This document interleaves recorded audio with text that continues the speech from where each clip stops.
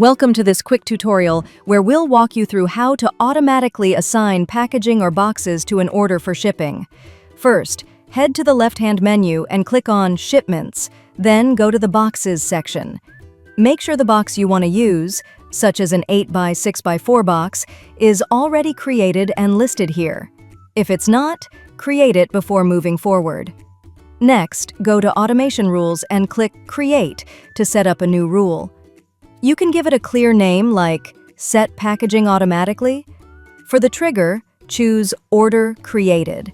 This ensures the rule runs as soon as an order is placed. Now, you can set conditions to control when this rule applies. As an example, add a condition by selecting Order Product. Choose Includes and select the product name, for example, baby food. Below that, add an action by selecting Set Shipping Box on Order. Choose the box size you want to apply, such as 8x6x4, and then click Create Automation to save the rule.